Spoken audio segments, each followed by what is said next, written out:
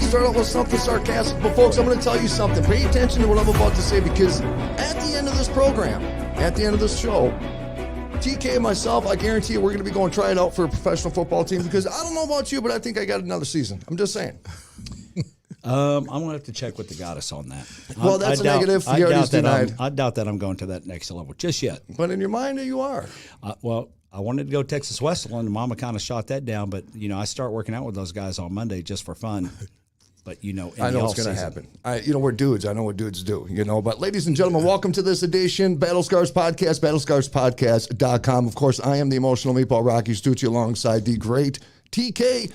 This broadcast is brought to you by ByVerve.com. ByVerve.com, vitamin sprays. We got the sleep spray. You got the vitamin B12 spray for energy. You have the combination of multivitamins and zinc. You got the vitamin D or B12 spray for energy. We got it all. We got vitamin D too. You got vitamin D too. Everybody's low on vitamin D. We don't get outside enough. Yes. Vitamin D is one of the most causes why men get sick when they get older, is the lack of vitamin D. Everybody. So, folks, make sure you go to ByVerve.com. This segment is brought to you by ByVerve.com. But let's get on to how we're going to pursue our professional football career. Let's talk about that. And who do we got in studio today? That should probably be the first thing. The Shark, baby. First time I did it with them. Kenny Gant, the Shark is in the house. The Shark, Kenny Gant. Stay out of the water. Two-time Super Bowl champ. Yes. All Cowboy fans from early 90s, when you heard that come on Old Texas Stadium, you knew what was down.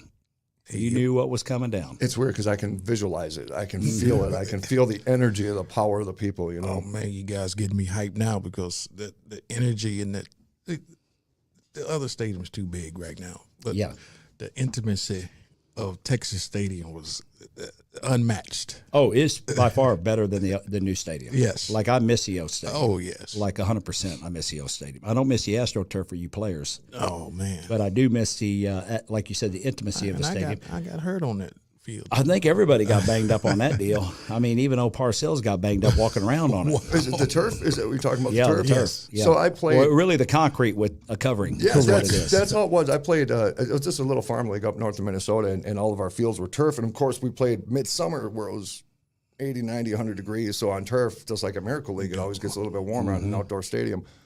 It was unbelievable, the amount of injuries, and I've always questioned that. If you can have so many injuries from turf, then there's a problem. We've got a situation, There was a problem. So how many people throughout a year? How many people would get turf injuries?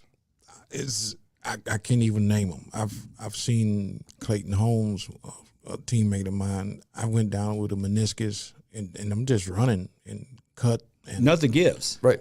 Yeah, nothing's going to give except your body parts. Right. Except your body parts, and it was rough. Man. But, brother, I appreciate your time.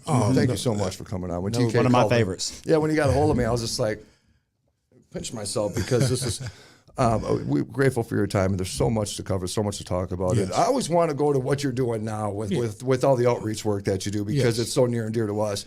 But let's take people for a journey. Let's take people for a ride, and let's get everybody to know the Shark. Let's go back to the beginning. That's right. All right, let's go to the beginning. I'm from Lakeland, Florida, down in Polk County. We got the baddest sheriff in town. But we, coming out of Kathleen High School, we had some notable guys. Ray Lewis, that's from my high school. Okay. We grew up about a mile apart. We had a kicker. We had a lot of athletes come out of Kathleen, but it's and then at all the schools in Florida that I wanted to go to, it was just to be honest, I didn't have the grades to be looked at even by Florida A&M or Bethune-Cookman. So forget about Miami and Florida. Right. So I ended up at Albany State University. So I didn't want to go. My dad was a rough guy, disciplinary, pastor. My mom was evangelist, so I wasn't able to party. So I ended up at Albany when a coach told me that'll be the best 4 years of my life, and I couldn't believe it. I can go to school and have the best 4 years of my life. I didn't believe that, but I hated it when it was over. Right. It went by just that fast. Right. And then, kids out there that has dreams, I always dreamed of playing in the NFL. I was practicing my autograph at 8, 9 years old. Yep. And so it was a dream, and being dream, I didn't dream small. I dreamed big, and that's one of my mottos. I dream big. When I go talk to kids at schools, I chant, dream big. Start off low, dream big, and I do it 3 times, and it gets bigger and bigger. So I want them to see that hard work, and even that, even dreaming big, you have to separate yourself too from negative people. That's what I love about my parents. They didn't allow me to play with all of my African American friends, which I could have walked to practice. So they bust us out to play with all the Caucasian, and it taught me communication skills. It taught me how to just livelihood. You got to be able to communicate, and if you don't, and I think a lot of people have missed the mark on parenting to know that have the It's 2 sides, right? Communicate and integrate. Integrate, Right? yes. Communicate, integrate. Yes. That we all just one people. One people. All one love. But, a lot of people try to separate all that. Yes. So, yeah, your parents did a phenomenal job. That is profound. In getting you ready yes. for the next level. Absolutely. And it just showed my 55th birthday. Last year I had a party. I really don't like parties, but I had one, and some of my buddies that went to school with me, HBCU, historically black university, they said, this is unbelievable. I see white, I see Asian, African. They seen every ethnic race in that party. Right. They said, how do you I just say thank you, Lord, and I'd say thanks to my parents. Right. They just taught me how to. Brother, if I can add on to that, it's through my experience in radio, I was hardcore politics for a long time. I still cover current events on some things, but my approach is a lot different because something similar to what you're explaining, and that's why I want to share it, is because I've learned through my process, through my evolution of understanding, through my evolution of maturing through this process, that I was losing out on a lot of really good relationships with people. Absolutely. Because I became very tribal in a belief system, in the societal belief system. And through that tribalism, I disconnected myself with some amazing, incredible people doing incredible things on this planet. So I choose that. Yes. I choose good people. I don't choose tribalism. And because of that belief, it allows me to meet people that allow us to accomplish some beautiful things. Absolutely. Brother, and I love it because I think we don't get to know people as a people. We don't get to hear how we feeling. Right. And but if you don't open yourself up to feel, they're gonna feel what they see. Right. If they're gonna feel negativity toward it, it's just gonna be. But my wife always say I talk to everybody. I go in the grocery store, and could be a white, whatever, and I have to speak. Hey, how you doing? By the time she turns her out and come back, we back there cracking up, laughing, and she's like, "Well, who's that?" I said, "Oh, it's my cousin. I never introduced it to you." She said, "It's just not your cousin. You just always talking to people." Thank you, Mom and Dad. Right. Man, brother, you know what I And noticed? coaches. And the coaches, Because once Mom and Dad handed you off, Yes, you the had to have coaches, coaches absolutely. that took care of you at Albany. Yeah, at Albany, and mentor you and help you get ready for another level. And that's what they say. The scripture, biblically saying, train up a child in the way he should go. When he gets old, he will not depart from it. So, going to an HBCU where there's 90% blacks, and my buddies used to tell you, man, we went to the club last night, which I very seldom went to a club. But I was talking to the only white woman in the club, and it's like, how the heck you do that?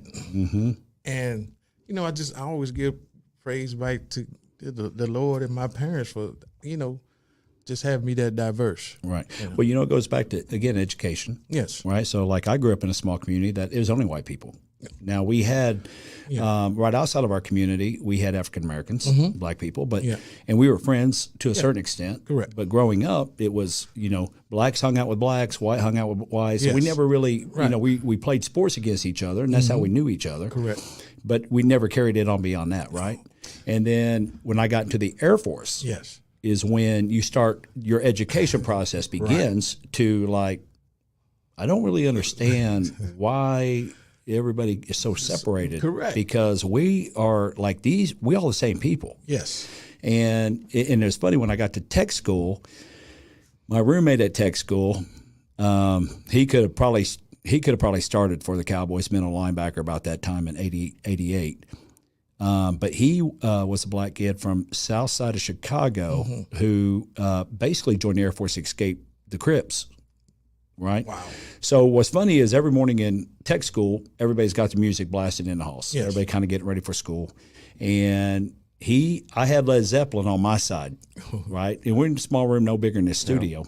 He had DJ Easy Rock, DJ Easy. Yes, thank you. And so what happened is, he'd be like, turn his down, go like, who is that? Oh man, it's Led Zeppelin.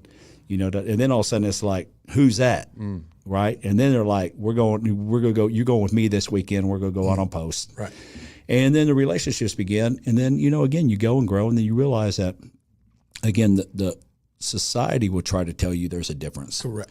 But there's no difference. Well, I mean, we're all one family. When I played on my league up north, and I think there's some profound symbolism in regards to football, the team aspect of it, because you're talking about guys. Now, when I talk about farm league, we're just talking about a bunch of rough dudes that just wanted to keep playing football, right? So we weren't disciplined to a point that we're trying to go anywhere. We just wanted to get out on the field. Right.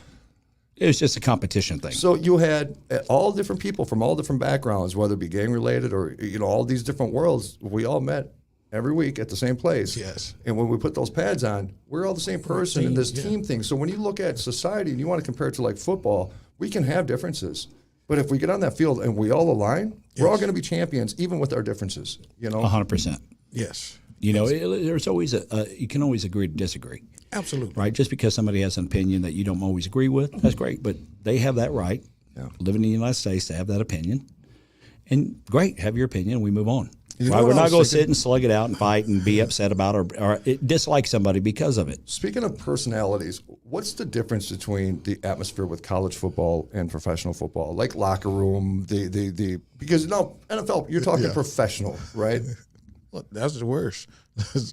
we little kids that we've been doing since we were little. So we don't. It's no secrets. People talk about your wives. In college, we didn't have wives, but man, you just get rolled out. You didn't have tough skin, or you had something to come back at. Yeah, let's back up a second. So you're at Albany, you finish Albany, yes, and you're getting scouts and your coaches and people are like, you have an opportunity at the next level. Yes, you could play at the next level. So draft day comes. Yes, let's talk draft day. Yeah, draft day. First, I want to say this real quick too. I know we'll cut it down, but we had a fullback, Donald Parham, which his son plays with the Chargers now, 6'8" tight end, played with the Renegade. And then when they folded, he ended up with the Chargers, 6'8" tight end. But his dad was my fullback in college, and he asked me to come. Some scouts came to see him, and a linebacker and a D tackle. And he asked me to run beside him so he can run a 40. Faster. I'll be like a guinea pig. When God has you in mind of that dream, well, I ran a 40. He said, just take off and then I'll run. So I took off.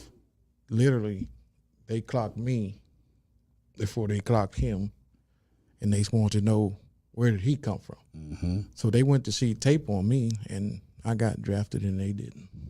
That's crazy. So when you know the wisdom and understanding of God's plan for your life, and I wasn't a good steward over a lot of stuff God gave me, but the dream came true. But my dream is still happening when I deal with people and the things I do with autism and a whole lot of stuff. Well, even with God, I mean, He always has plans for us, right? We talked about this with DOC last week that, a lot of that stuff He'll give you. Yes. Right? So you have it, and then He'll take it away because He's teaching you some other things. He's getting you ready for bigger things that are coming, right? Absolutely. So it's always with the good Lord, it's always you're here. That's why I try to tell people, like, you're not going to be up on top of the mountain forever.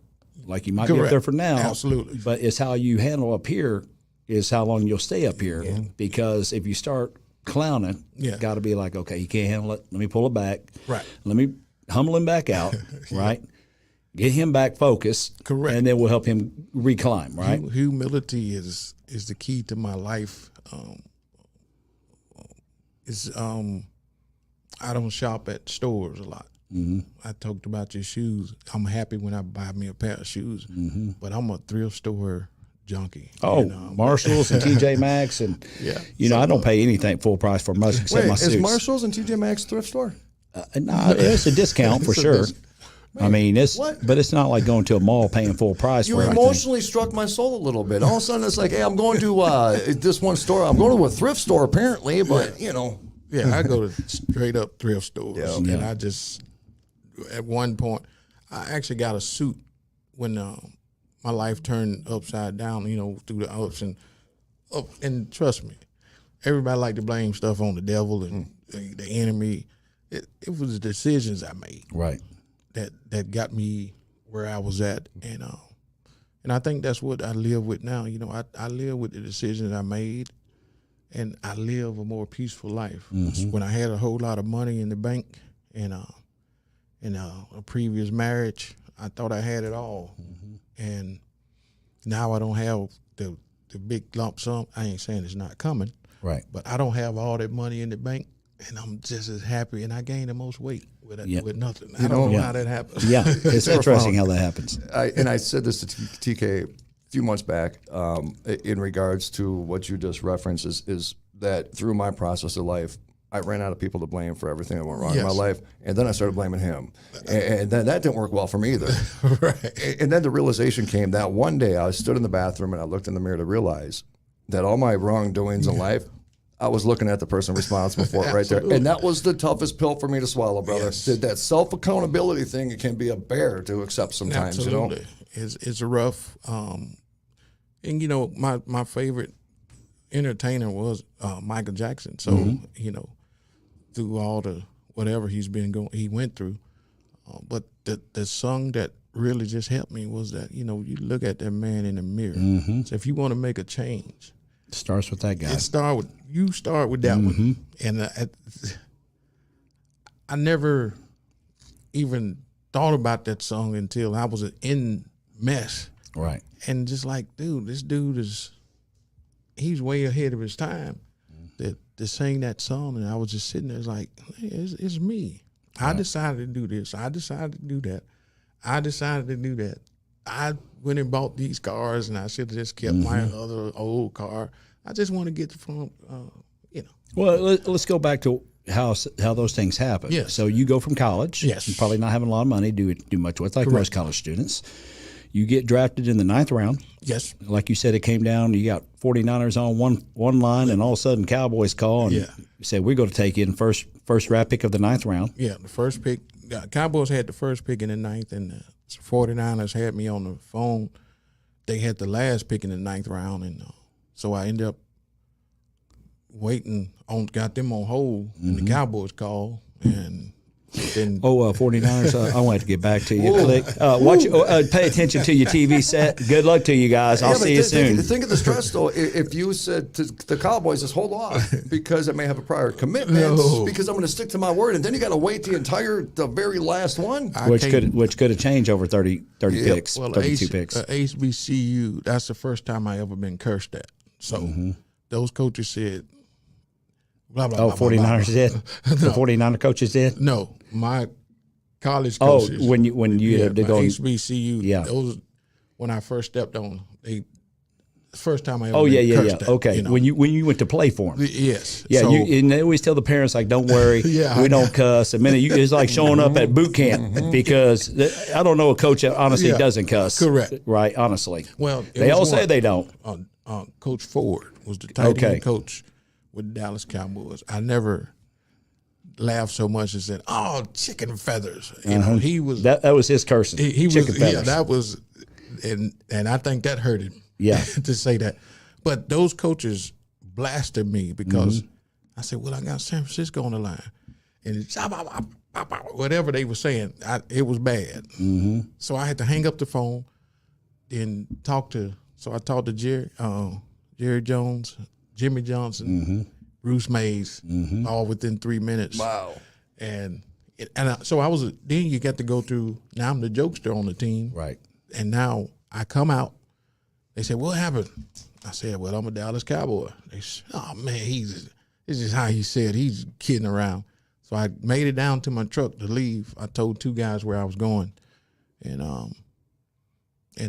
by the time my name went across the TV screen, here come everybody running out. But I was driving off, so it was surreal. And I told my mom I was the jokes at home too, so my mom didn't really believe it. I called my mom and said, "Hey, I'm a Dallas Cowboy."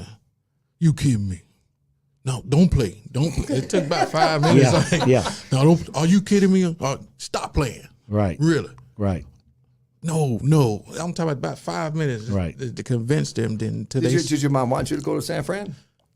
no, she didn't. She didn't care, just wanted to go to the didn't care. NFL. It's It's just the opportunity to go play at the it was NFL. a She was dream. excited. I She made it, knew- Mom. I made it. I made it. She thought he was joking. And The she fact thought that he I was was joking. What did it feel going to like, NFL. brother? What did it feel like? Because there's something about me that has this drive that there's. When I put my parents through Yes. a lot in life, there's certain things that I do that their acceptance of it really means a lot to me. Yes. How did it feel, brother, when you got a hold of your mom? Because I'm the prankster too. Dude. I am like the biggest pain in my family's ass. I'm telling you right now. They never know if it's real or not coming out of my mouth. Correct. So what was it like to be able to tell your mom, I made it? You know? It felt so. It's surreal. It's still because I probably sound like I was telling a joke, but it wasn't a surprise to me because this is what I have dreamed. Yeah, man. It was a surprise to me that it was the Dallas Cowboys because I was a Pittsburgh Steelers fan in Florida and staying 30 minutes from the Tampa Bay Buccaneers Stadium. So that was, but I was a Lynn Swann fan. And then when I got to college, my college coach sent me to defensive back. So it was a lot of things going and moving parts. So you came to school as a receiver and then got moved to DB in school. Yes. Okay. And it's, that's why I always say when God's got a plan for your life, it just, I don't usually know everything about my life, but somebody else may. It's all about us accepting criticism, accepting a new challenge. So I took it as a challenge. I said, well, I'm gonna be the best DB I can, and then I was a starting freshman, and the guy that I was supposed to be backing up, he ended up leaving school and quitting because a freshman came in and beat him out. But I didn't like him because he left school because I just love everybody, man. Right. It was bad. Well, and the other thing is too. So you come to Cowboys, but they weren't Super Bowl champs yet no, when you came, no. and you came in with somebody kind of special in your class too. Oh yeah. So we had one of the best drafts that year. They had me, then they had Emmett. Emmett and I were roommates. Stayed in the hotel together when they first brought us in for mini camp, and I remember him asking me, "Hey man, you want to get something to eat? I'm hungry." I said, because I know what I had in my pocket, Right. and I don't know what he had in his pocket. And but then he said, "No man, I got you." I said, "Okay, I'm gonna get a burger. You want one?" I said, "Yeah." Then he pulled his money out. He put a stack out of one pocket. Said, "Dang, you get paid already?" Then I'm like, I'll take a New York what strip. are these? Yeah. I said, and put some cheese on it. Yeah, too, get and me some 2 bacon. burgers Yeah, and some fries. And but I had a roll of quarters so I can call back and talk to my girlfriend. Right. That's all I had, a roll of quarters, and didn't know I can call from the hotel room because I had never flew Right. on a plane until I came to Dallas. Right. Yeah. Yeah, you didn't realize like I can use this phone anytime I want to call Right. somebody. It was crazy. Cowboys got under control. I was scared to even use it. Yeah, you're up there like click. I'm going click, downstairs click. and go to the payphone and put quarters in there. Didn't think I can call from the room. Yeah, nice enough. Didn't even call collect. You still putting quarters in for your girlfriend. That's Yeah, nice. It was crazy. Me and Rocky probably would have called collect. I've many collect. I literally would have been like, "Hey, girl, Many you want to collect talk to calls me? for I'm going to have to call. I'm going to have to call Yeah. collect." Yep. Shuba, what'd you do? Throw the quarters. Casino right down the street, baby. I had to go. I felt one good. of the, other interesting things about coming to Dallas that my mom was really proud of, and she's 80. She just turned 81, and she still talks about how Jimmy Johnson called her and said how respectful that I was. She said he was the only one got off that bus and yes sir, yes ma'am. That's raised I'm right. just blessed, man. Just to It's just to being have the raised parents right. I got, you know. Well, that's a good Lord again. So he got you in. Yes. He got you in Cowboys, Yes. and then it wasn't. So your rookie year, you guys didn't go to Super Bowl. It was your second year, third year that you were playing the Cowboys that you went to Super Bowl. Correct. And then the dynasty happened. Then it happened, and it's interesting to the fact that I never had my first drink or said my first cuss word until I signed with the Cowboys. So that was weird. And then we'll get into what happened. But Well, we talked, and again, some of the people we even you and I've been around Yes. with. Rocky's coming around, getting to know, and people he's been around with. But like, DLC and I were talking. yes, Okay, so you're 18, 19 years old, going from living on your sister's couch Yes. to being around NWA, Dr. Dre, and all. And it wasn't Dr. Dre wasn't really the Dr. Dre as today, but it's correct. Dr. Dre and Absolutely. Eazy-E, and that group just blew up with their first album. Right. And you might not be making money, but the excess of anything you want, Correct. alcohol, drugs, women, going to parties, clubs, whatever you want, the excess is available. correct. And that's where you kind of, without paying attention, Yes. can get sucked in real quick, right? And that's what happened. I got sucked writing in, and end up, the taste of alcohol. I hadn't been with many women, and it was just abundance. I say this, and I say it respectfully. Yes. But that lifestyle can be very attractive. And I say this in a form of people trying to understand that when you go from working hard to get somewhere, Correct. and you're very disciplined life, Yes. right? And then all of a sudden you make it to the NFL, and now you're getting a taste. Oh yeah, You're getting a taste of the fun, right? Yeah. It's Well, people think that's dangerous. fun, it's right? And you happen to have to look back, and we've all gone through where you're like, ooh, that probably wasn't as much. I was blessed to actually even get through that period of my absolutely. life alive or not in prison or anything Yes. else. To make it to where we are today. But the thing is, again, when you talk about the devil working, Yes. right, Right. it's one of those 7 deadliest sins called vanity, Yeah, absolutely. right? So what happens is, all of a sudden, I can walk into this restaurant and I'm eating free. Like I remember Papa's Steakhouse with someone just still to this day, even walking in with some friends, Yes. and they're like, "We got you." Yeah. It's not like whatever you want, we got you. Tony Romo's. There you go. Yes. That was y'all's back in the day? They gave us a card that we can come in there with it family and just anything we wanted. And it was great. But that man in the mirror was rough on me. And I'm telling you, dude, I'm blessed to be here, bro. Do you think? I'm just telling you. Do you think, with the referencing to the man of the, I mean, sometimes it's hard to justify what we go through. It's hard for me to swallow the pill that God wanted me to go through that. He really wanted me to go through that pain, right?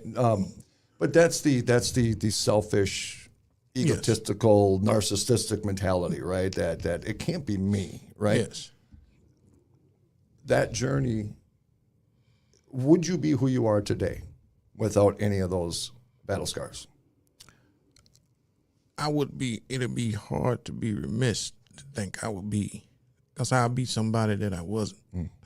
And because even the decisions I made, because I was getting ready to make another decision in the midst of the divorce, not playing football, and now I'm back to square one again, and now I'm in the middle of some parking lot with a 12-pack of Heineken, with a fifth of Tanqueray gin, trying to get drunk enough to pull the trigger of my Glock 19, and until you hear the still voice of God, that's when I learned how to hear his voice. He said, "Son, put the gun down." And I was looking all over the truck trying to figure out what, and that's what saved my life, man. And it's and I just cried like a baby, and we're to the point where now, what do? I can't do football. I can't. It's not here. But I tried some other little leagues. But man, the only thing that satisfied me is a scripture in Philippians. I think it's 2, 3, and 4. It says, "Esteem others' needs greater than your own," and that one sticks with me because the more I give to people, the more at peace I am, and I don't think I'd have been that person, right? Still doing the same I things. feel you on the more you give, brother. I felt The other thing is too, a lot of people don't understand because again, I've been around pro athletes and celebrities for 23 years, and I've heard behind the scenes stories that I can't even tell on air. Yeah. From individuals telling me things that they just need to get off their chest sometimes. But the thing is, when you come into that environment, there's things that you're kind of like, man, this ain't really me. Yes. But the peer pressure of this is how we're supposed to be because we're here. Yeah. And so we have a certain way we should be, we're supposed to be out there partying. We're supposed to be doing this. Yes. We're supposed to be doing that. Right. We're supposed to be, even though your inner self is like, man, I'm not really liking where we're correct. going, but you're kind of like stuck in the pack. Yes. Right. You don't want to be that guy who diverts and go, well, I'm not going to be that guy. Right. Because then everybody else be like, what? What was going on with the shark, right? So you kind of get stuck sometimes in that, and you don't have to be playing professional sports. Yes. You could be a high school kid, college kid, whatever, in your own career that you just feel like, hey, this is not me. And my response to whoever might be listening that is stuck in that, that just get out of that pack right now. Just get out of it. Don't worry about what you might think would be consequences of losing friends. I would rather lose friends that are going to take me down that dark hole than not to lose. Sometimes the friends we're afraid to lose are the ones that we should have lost a long time They're the ones who will run you right off a cliff. That's right. And it's interesting that I had the mentality to not to follow the peer pressure because I'm 55 now, I'll be 56 next month, and I've never been in a fist fight. Right. So every time somebody say "what" real loud, I was already gone. Right. They say, "Man, you was standing right beside me. Where'd you go?" Right. I was sitting in front of the dorm because I wasn't getting hit for nobody, right, or nothing like that. But then I get into this sexual perversion period of my life where I just got to be real, with the audience because you deserve it. Because I might be helping somebody. I hope. I've been in a room with 3 ladies and 2 of us guys, and things are happening, and you get hit with a horse whip. You don't know where this coming from. He's like, what was that? And you still trying to get your feeling back, and now you taking the whip and hit back with it, and my mind was so weak at the time, and like I said, I don't have, people do what they do.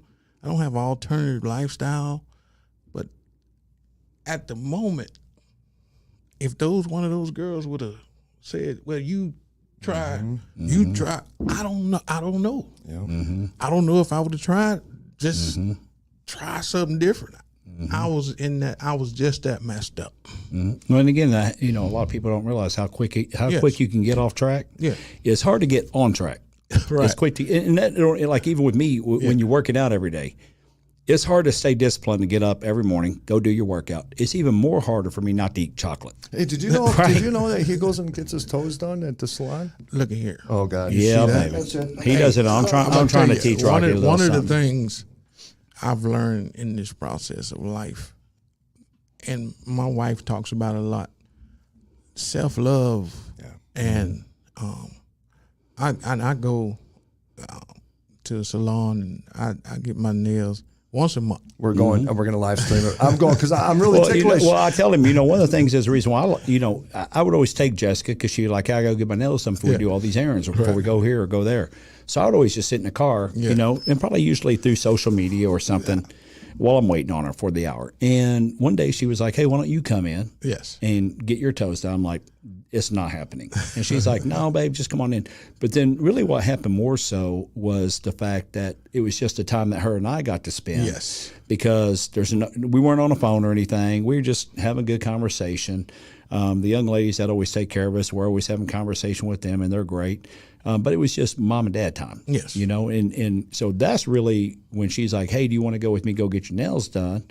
It's like, okay. And then what people don't realize is, what you've always learned too as an athlete or military is you always got to take care of your feet. You got to take care of your Always got to take care of your feet. And, not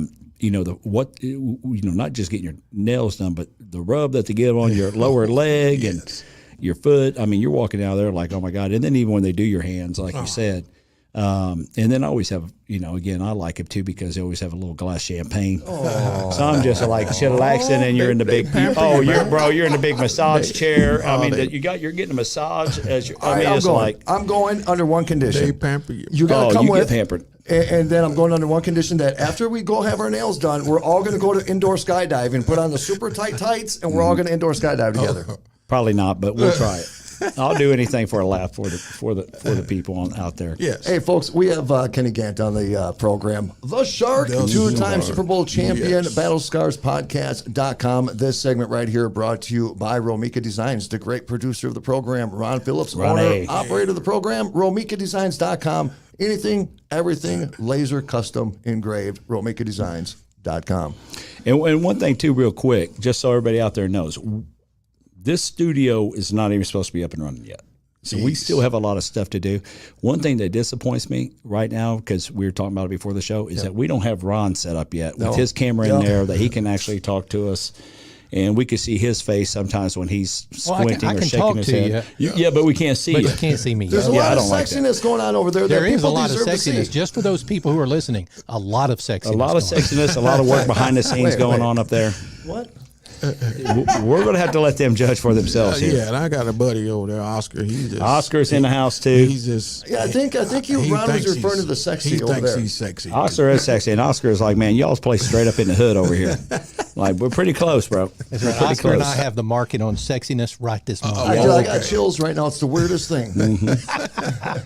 So getting back to the show, the one thing that I think most people, they always have heard the Shark. Yes. But a lot of people don't know how that even got started or how Kenny Gant became the Shark. And then from that, I mean, then you got Texas Stadium playing Joel's theme when you're coming out. I mean, let's talk about that because that was so much fun during the 90s when you guys were winning and that was going on. And well, I'm going to tell you what happened.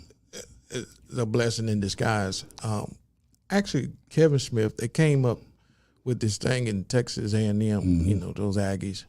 And we used to do it in practice, when we do scout team, trying to Micah Irvin say nobody never stopped him in practice. But Big 8-8, represent my boy today. He always say, "When'd you stop me? When you?" We've knocked balls down, Mike, but he don't come to grips with it. He's always competitive. But anyway, and we used to say the Sharks are coming out. It was really a practice thing. We used to do it in practice against Mike and them, the first team, just lining up as the other team.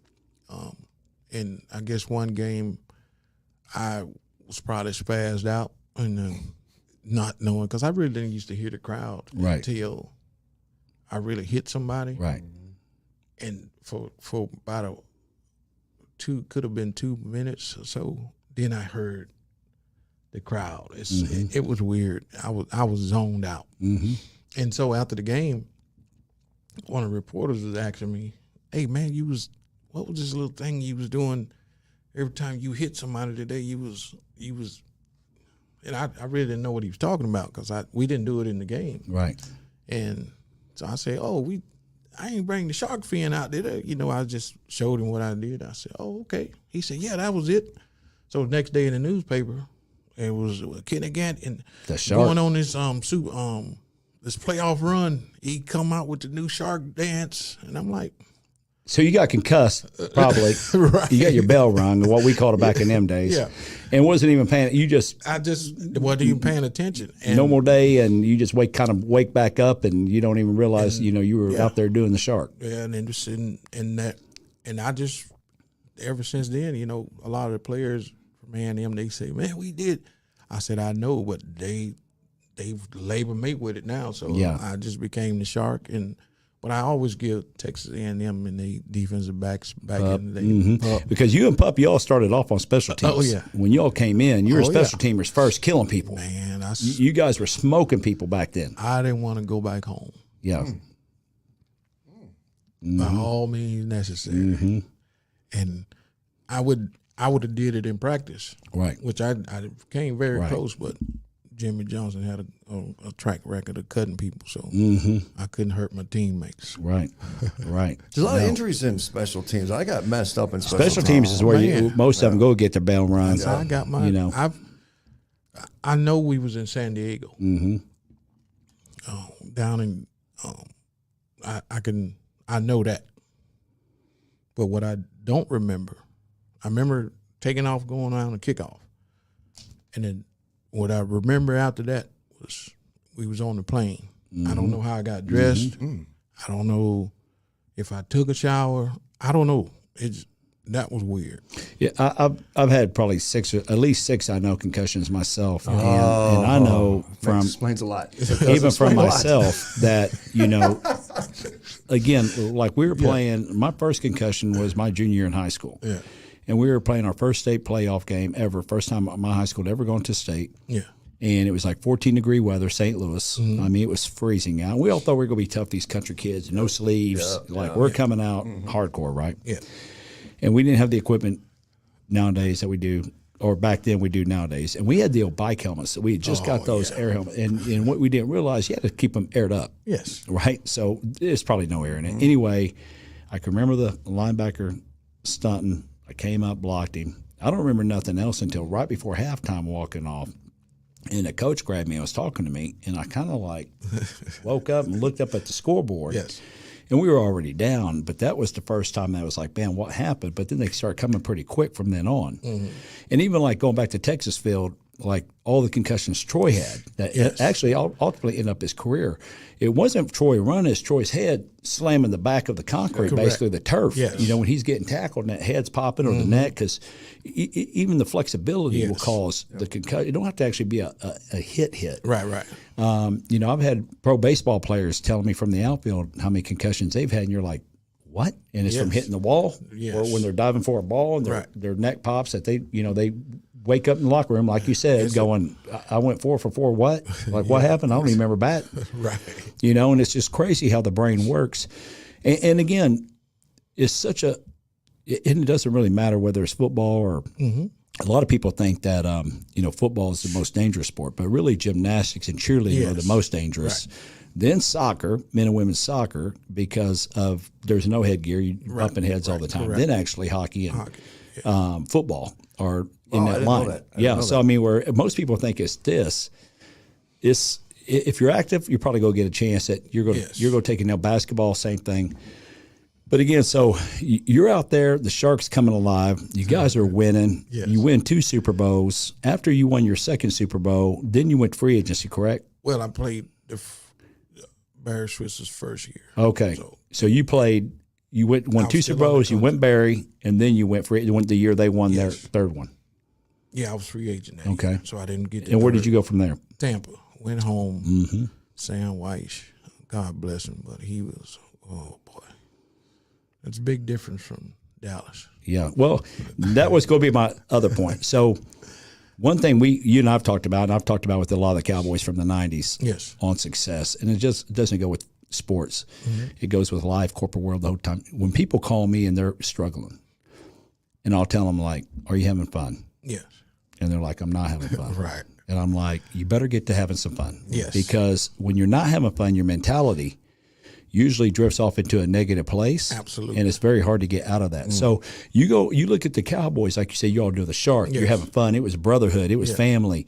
Like you all were hanging out all the time. And so the love of the community of, man, I got my brother's back. Right. We're playing. Plus it's fun when you're winning. Oh, yeah. Right? And then you go to Tampa and you're like, oh, man, like it's almost not even worth the money. What happened? Right? And it was totally different. Half our weight room was outside at the time. Sam White would literally, in the middle of practice, if the practice wasn't going the way he wanted, start the whole practice over in the middle of practice. No, not just play.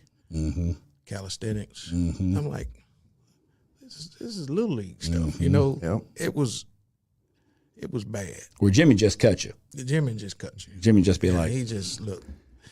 Well, Jimmy's real good. He understood the psychology. Yes. I think Jimmy had a degree in psychology. I think he does. And Jimmy understands psychology. And I learned from Jimmy. I copy people. Yes. There's no reason to try to refigure the wheel, right? So when I was in the corporate world and had hundreds of people on it, when your production starts dropping, go in and fire half your bottom staff. Go drop about 10, 15 there people. You got 100 people with you. Drop about 15 of them.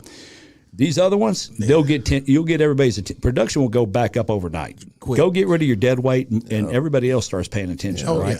Yeah. And that's what Coach used to do. Yes. He'd be like, "We're dragging in practice, or we're doing this." Well, or look at how you reference special teams. Yes, playing special teams because Jimmy Johnson. Yeah, he liked every asset of the game, and he was involved with every asset of the game. And he dude, there was no room for error. And some people told me literally that I was one of the. He had a couple of guys on the team that they can do. He'll listen to, and Jimmy Johnson had me in a place where I was uncomfortable. So only thing that was different between him and my dad. My dad was about 6'2" and black, and Jimmy was about 5'10", 5'6". I think 5'8", maybe, and white. Very structured though. And his temperament reminded me of my dad. But one thing I knew, Jimmy, I knew he loved me. And it's like anything. There's consequences for mistakes. Correct. Right? Where nowadays you don't really have a lot of that in coaching. That's what I'm saying. Right? You're like, you knew with your dad, if I messed up, I know what I'm getting. It's going down. I know with Jimmy Johnson, if I mess up, I know what I'm getting. So my goal is not to mess up with my dad. My goal is not to mess up for Jimmy. Right. And stay in line, do my job. And here's the thing about messing up. It can't be the same mistake. Right. That's like life. You can get away with one. Yes. So in life, I was making the same mistake and making same decisions. And I think that's where a lot of people, you don't get out of one relationship and then go find somebody that's act the same way. You just go, it don't make sense. It's like Groundhog Day. And that's what make that used to eat Coach Johnson up more than anything. Well, it's almost like taking the easy way. Yeah, it's so easy to get divorced. Right. It's hard to make your marriage work. Right. To be a good dad or a good mom, or it's hard to actually be that person, right? Yes. I mean, it's so much easier to go, you know what, this just ain't working out. Right. Let's just get divorced and move on. Because that's kind of, again, what society just says, get divorced, go your separate ways. It's very hard to actually just stay in a fight long enough to keep staying in to the point where you're like, okay, we got this worked out. We're going to communicate, whatever the problem might be, right? Same thing, whether it's a career, like you said, if you're running with the wrong crowd. Yes. You keep waking up doing the wrong things. At some point, you got to go, maybe I need to start to not only take a look at me, but who am I associated with? That part. Right? Because this is also what is causing me to be me. Absolutely. Right? And again, change is hard for anybody to walk away and go, you know what, I need to fix myself. I've done it, I don't know how many times, to the point where, probably over the last 20 years, like, I'm going to just make sure I fix this the first time. Right? And there's still things that's going to happen out of your control. Absolutely. And again, if you handle it with the positive, right, and you stay focused on the positive of it's just today. Yes. Right? It's not lifelong right now. It's just a today thing. People call me all the time, they're beat up. And again, I go through the same thing everybody else does. And I have to catch myself to go, hold on, where's my mindset? Yeah, Where am I at? There we go. Right. So let me change course, or let me go do something that's going to get me in a good mindset. Whatever it is, could be watching a movie, could be go grabbing a workout, could be anything. Just stop right now. Let me shift gears. Yes. And go get refocused. Right. And come back. Right. I've even got into meditation. Yes.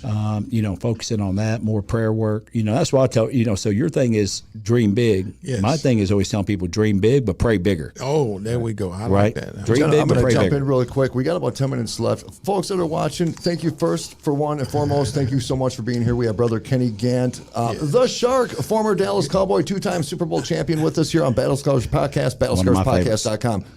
I got to get to this, brother, because I love talking sports and I love the whole community, but there's something even more near and dear to our hearts, and that is the outreach work that we all do within these special needs communities and other communities. I got to make sure we talk about this, brother. And what are you doing? You work a lot with the autistic community, which my kids are autistic. Correct. So when I saw that, I was just like, thank you. Tell everybody your outreach work that you do. Well, I do a lot. So autism, I just lend a hand where I can. But my main focus is on the domestic violence community, which that's not just women, it's men as well. And where you go to the shark.org, and I have a golf tournament coming up on May 8th over at Hackleberry Creek in Irving. It's on a Monday. And it's on a Monday. And it's going to be fun. A lot of celebrities will be there. A lot of celebrities. I think got some of the cheerleaders on board from the Dallas Cowboys. Okay. But a lot of people, and I'm almost sure. I'm trying to, with some help and donations, hopefully give away. I've given away 3 cars in Florida to some single women, but hopefully I can make this work in the next 7 weeks, that I can get not a brand new car, but a used car that I can give away to some deserving women. We'll help you at that. I was just going to say, how could there not be somebody out there right now? I've got some dealerships that we can call. There's a lady 15 years ago went through a terrible situation, and we had a car. We weren't using it, and it's just like I was so heartbroken. She had kids and everything. If there has to be somebody out there. We'll get some people for that. And then I need the help also, because I don't know I know somebody needs a vehicle. That's some woman that's been battered, and the reason I do it, because I had a sister that shot 4 times right in front of my nephew. He's never been the same. He's a good kid, but he's 40 years old now, and he's that's tough. It's tough, man. From something like that. Seen his mom shot when he was 5 years old. Rough day. I had just got drafted by the Cowboys, and I got the call because I just had told her I made the team. So when I get my first check, I'm gonna come home and throw all that old furniture, because I used to stay over there with her at times when I come home, do my dirt. And I said, I get my first check, so she never made it to my first check, man. And it oh boy, it's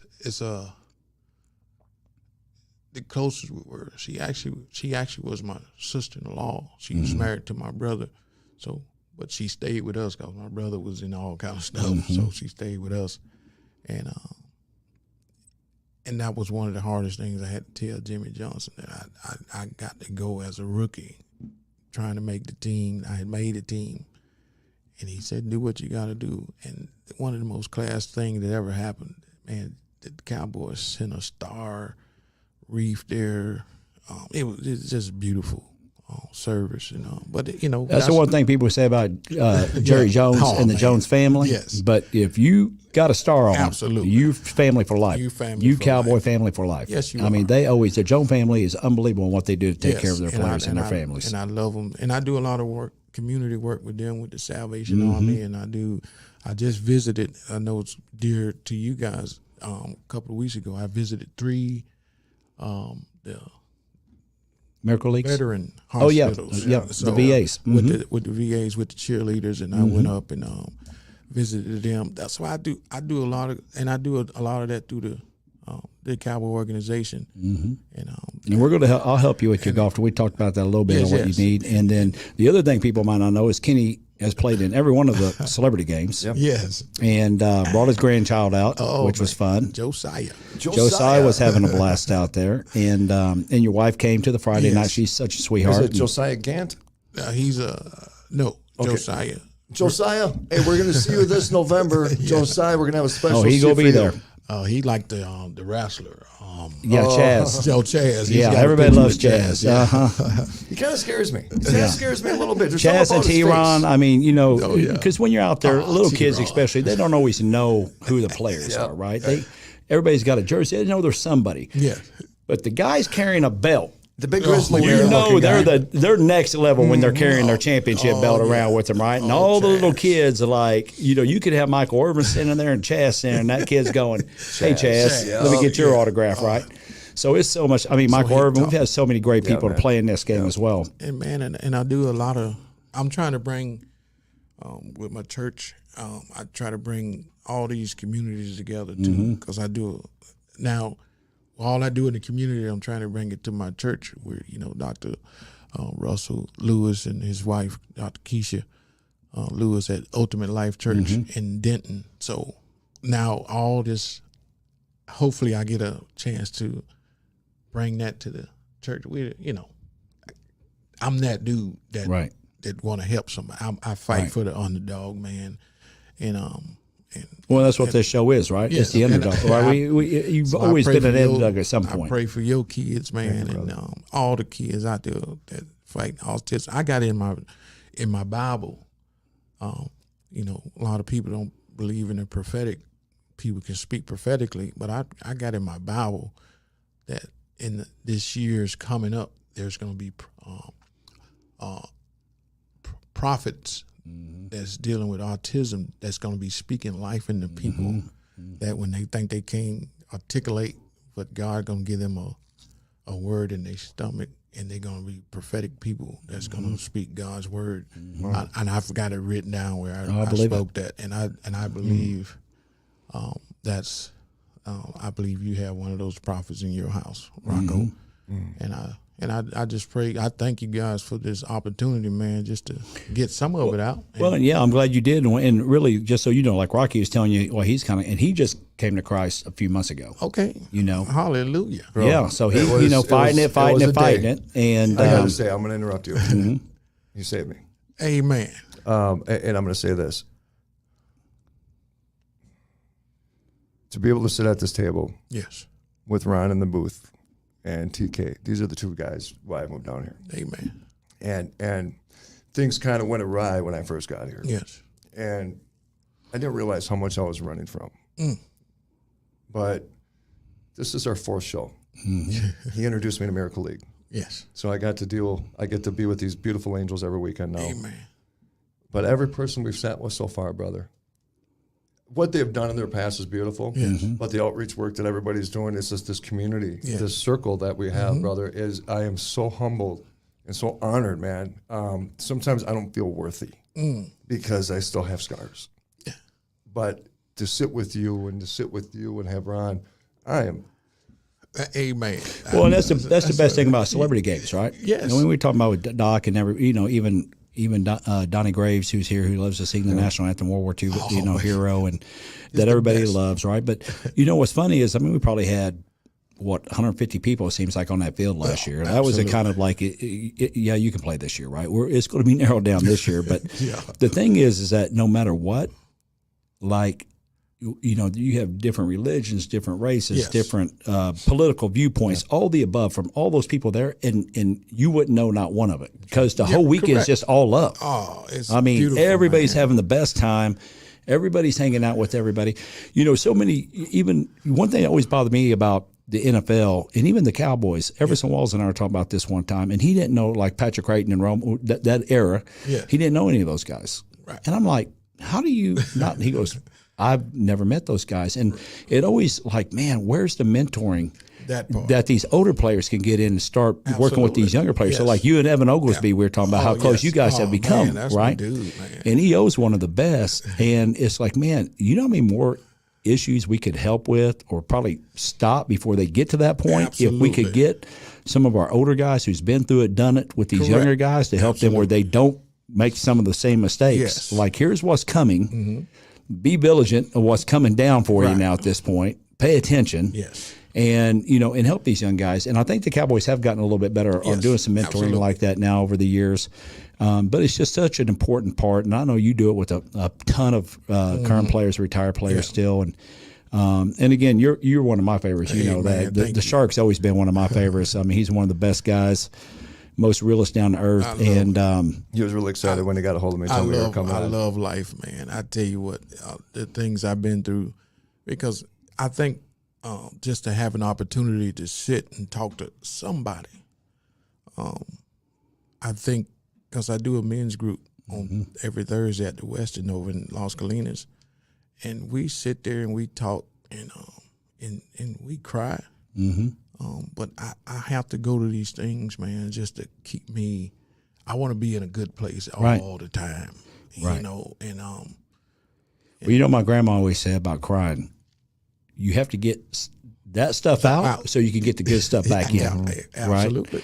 Right? And that is the truth. I think a lot of us hold on to so much that when you're holding on to all that, you can't get the blessings in because you're holding all this. Amen. Actually, you talked about once you finally let it go and got it out, right? And you had that talk with Pastor Randy. 4 hours. 4 hours. You know, with you Pastor had on that the talk phone, with Pastor bro. Randy, and when you got off the phone, all that stuff got poured out, and then all the blessings started pouring in. When I was hanging up with Pastor Randy, I'm like, are we still good, bro? I mean, everything I just told you, we still good. I mean, no judging. No. So how can people, is theshark.com? Yes, Shark Dart. So org. .org. The golf tournament, if somebody, vehicle, I'm not saying Hey, anything, but we'll if get anybody that has a handled. vehicle, We're definitely going to get that worked out. how can people contribute, donate, follow, everything? You can go on there and hit the button, and it'll pop up. It's going to show you something. So you got to go up in the top, those 3 little lines up there, and hit it. It's going to show you The how drop to box. sponsor. Yeah, the drop box. It'll drop down, and you can start punching, and it shows you sponsorships. It shows you all about the organization, and I would need, you know, if you guys know somebody to help me to gift this vehicle. Oh, you know, we know somebody. I know you know somebody. Yeah, we'll go find somebody. I would love. I'll to give him do- Rocky's because- car if I got to. because I don't like Absolutely, but it's right now. I'm just kidding. because I like see a lot of times people transparency is a key to a lot of people, especially in the economy stuff. Right. If people are giving their money, I want them to see exactly what is happening. Right. You know, I see what you're doing with the veterans, man. It's such a beautiful thing, man. I just love, and I like the.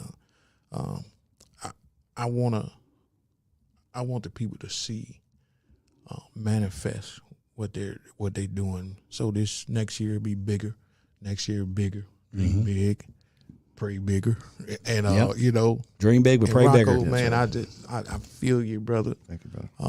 You know, and you gonna touch a lot of lives by what you've been through. I don't even know what you thought. But you can feel me. You don't have to because you can feel it. I know. You know, the other thing that we want to do is why don't we get put together? We can go help Shark out with capturing the day, do some interviews. Oh, yeah, absolutely. All the whole deal. Put a whole video together. He can You put on just his tell me where to be website. and when to Okay, be. we'll We get can that do that. handled too. Yeah, we we'll do take whatever care you of need, that. brother. Absolutely, man.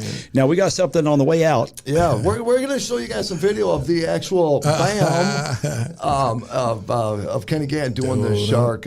Kenny, brother, an hour literally. There is one subject that we could literally have gone over for 4 hours, and there's so many questions about the psychology of after and you know, changing careers. There's so much more to cover. But maybe we can get more studio time for you in here. Man, let's do it. Maybe we can make some things happen. Maybe the good Lord's listening right now and already doing some Already calculations. Lord, I know he's putting it together. Amen, brother. Yes. So Kenny Gant, ladies and gentlemen, on the program, we thank each and every one of you. Of course, RomikaDesigns.com and ByVerve.com. We got the celebrity softball game coming up in November. November 4th, baby. November 4th. So keep an eye for all of that. ByVerve.com, RomikaDesigns.com. Shout out to my wife, Trevis Gant, and Sweetest. Sweetest. and y'all take care. And we look forward. Thank you again. Oh my God! Thanks for coming, brother. Appreciate So it. excited. Yes. I hope that the viewers are able to experience what I'm experiencing through this journey of life. And brother, we're just scratching the surface. And Not that's even. the Yes. most beautiful Just like- thing, man. We are just kicking off the ground right now. So, folks, thank you all so much for hanging out with us. Kenny Gant, Tim Klund, Rocci Stucci, and of course, we got Ron Phillips back there, the master producer of producers. Ladies and gentlemen, from our family to yours, much love, much respect. And until next week, battlescars.com. Kenny Gant, TK, Rocci Stucci. Good night, everybody. See you soon. Night.